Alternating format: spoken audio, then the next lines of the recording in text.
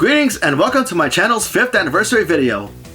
It's amazing how 5 years can pass by so fast, starting with my very first review back in 2017, and fast forward to 2022, I'm still making more videos to this day for your entertainment. Well, the votes are in, and after looking at all the results on social media, it's clear that Double Dragon Neon has the most votes and will be the subject of today's video. Now before I continue on, I would like to thank you viewers for not only voting for today's episode, but also taking the time after all these years not only to check out my review videos, but also my documentaries and all the top 20s I've been uploading for your enjoyment. For everybody else, if you're new to this channel, feel free to hit the subscribe button, feel free to share this channel with others that may be interested, and also follow me on social media. Your support will be greatly appreciated. With that said, here's my review of Double Dragon Neon for my channel's 5th anniversary episode. Enjoy, folks!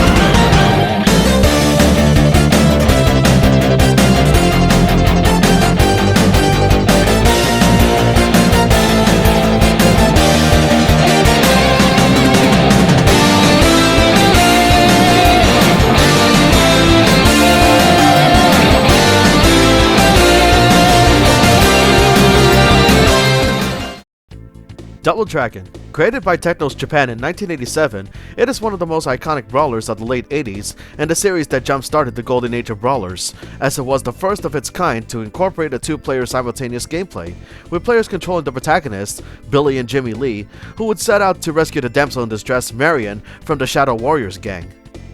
Players would punch and kick gangsters in the face, along with picking up weapons like baseball bats or throw barrels at stronger enemies. But as classic as this game is, this game can be very hard, as you'll be easily isolated, and as an early arcade title, you can expect so much slowdown. Regardless, the game is a smash hit that would be followed up by subsequent games in the series, such as Double Dragon 2 The Revenge, which has seen some improvements, such as having techniques that are introduced to this game. There would still be some slowdown though. Both of these games are fun to play despite the issues, and they would have great soundtracks that would be familiar to players of the series. Other games in the series would surface, for better or worse, such as in 1990 with Double Dragon 3 The Rosetta Stone, which is the most scumbag of the series due to choppy animation and gameplay, and its early use of microtransactions. And you thought that only occurs in today's gaming? Heck no! This kind of malpractice has been performed since the 90s. However, the Japanese version of Double Dragon 3 fixed that issue, but the game is still not worth it because of its choppy animation.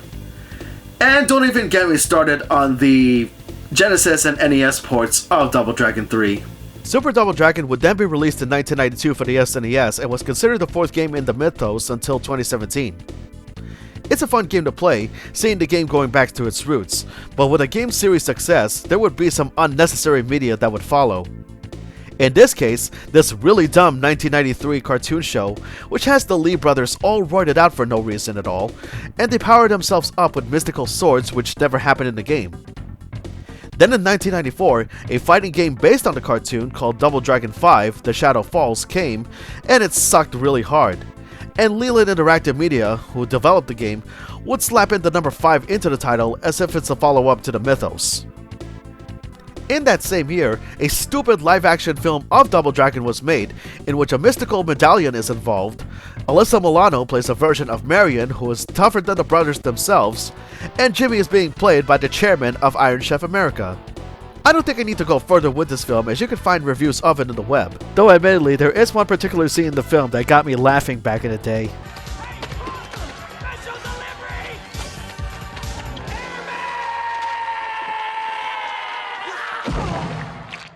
Though in 1995, there would be a fighting game for the Neo Geo that's said to be based off of the film itself, and admittedly, while very much a Street Fighter 2 clone, I still find the gameplay to be very decent.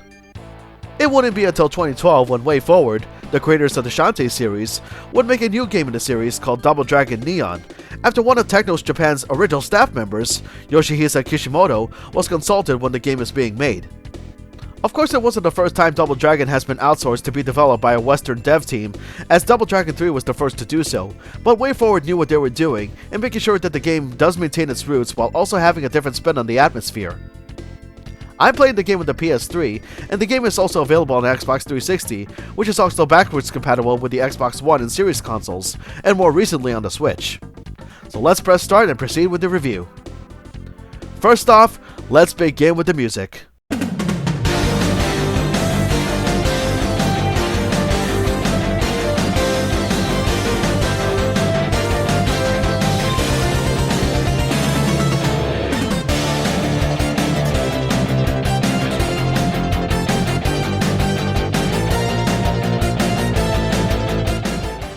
And it's not just on the title screen either.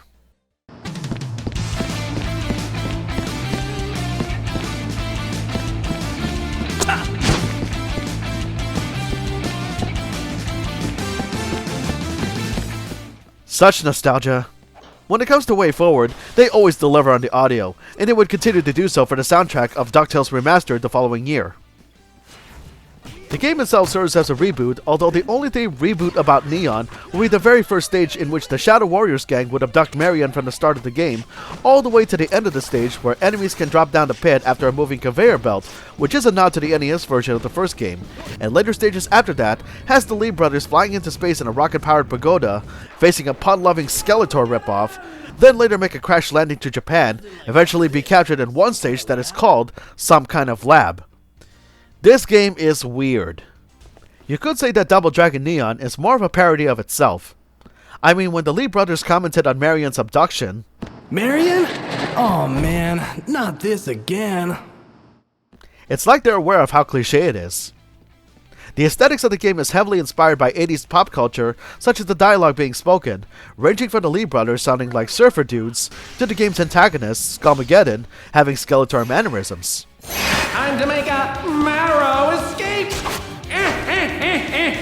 Aside from the familiar tunes in the series, the soundtrack would also have some pop music and heavy metal tracks that have 80s style instrumentals, and they are very catchy to listen to, especially stages 2 and 4. Other touches in the game that are kind of humorous would be the enemy introductions, as when you see a specific enemy for the first time, they would be introduced as such along with nicknames for each of them. It can range from common punching bags like Williams, to wallbusters like a Bobo, and even reskins of a Bobo named Beamy and Jammy, a reference to the typo in the NES version of Double Dragon 3. The overall gameplay is different from any other brawler, but manageable. You have your standard weak and strong attacks and a grab button.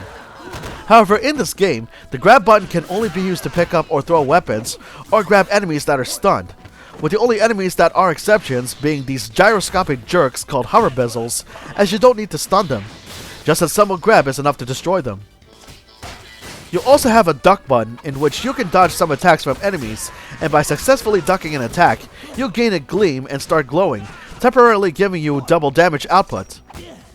By immediately pressing an attack button after ducking, you can also follow up with either a sweep or a rising knee strike. You also have a run button, and you can also perform a slide or tackle.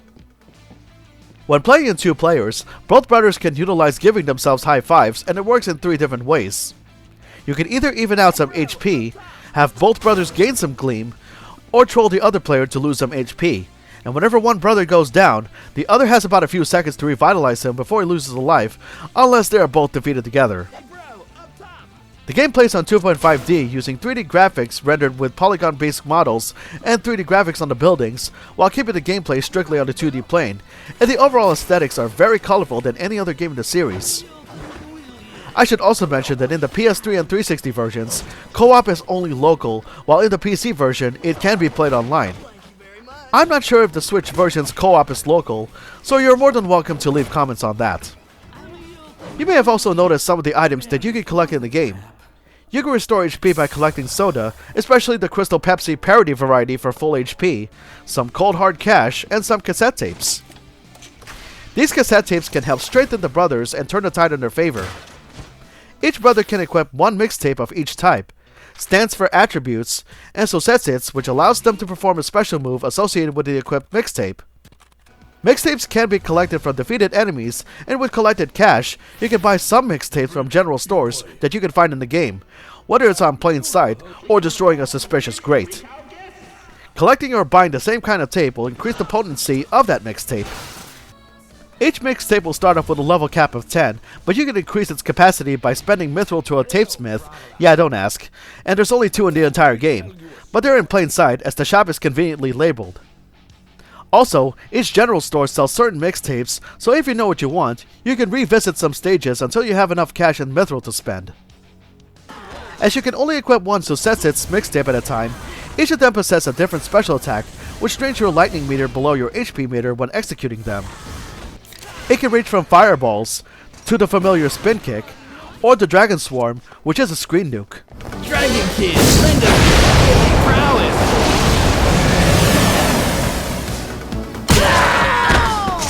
Another nice touch is that whenever you highlight a mixtape, a 15 to 20 second loop of a song will play out. Some are zen-like, some are rockin', and some are goofy and messed up.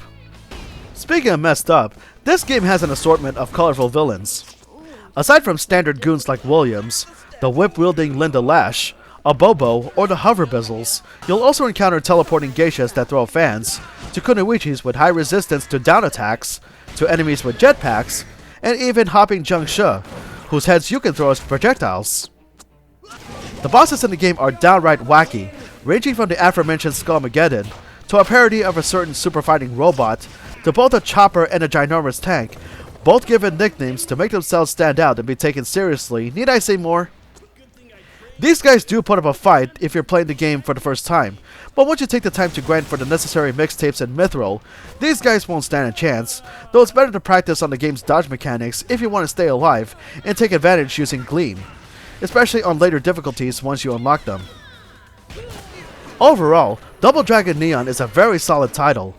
The gameplay mechanics may be different from any other game in the series, or brawlers in general, but with enough training, you'll get the hang of it and have a great time, especially with 2 players. This game warrants a 9. Aside from the gameplay, you'll also have so much fun with the game from start to end, with its killer soundtrack, 80s pop culture references, and the crazy humor, with some moments of the game being self-aware.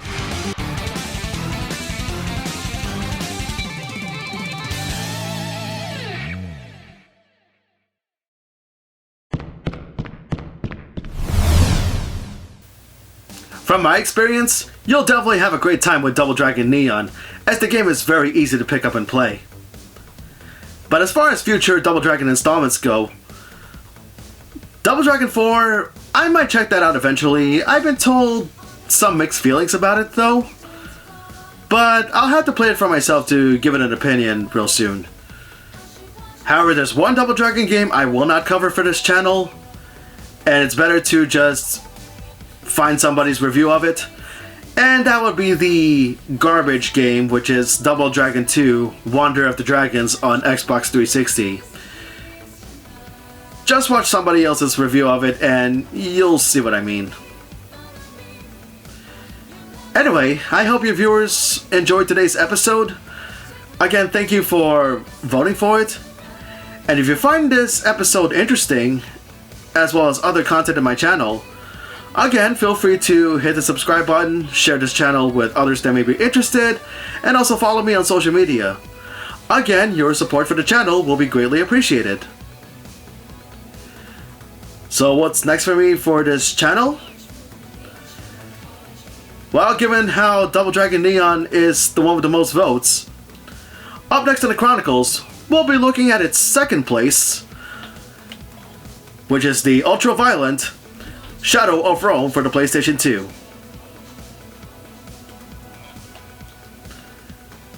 Until then, this has been Musashi X, and I bid you all farewell. Take care, stay tuned, and thank you so much for tuning in.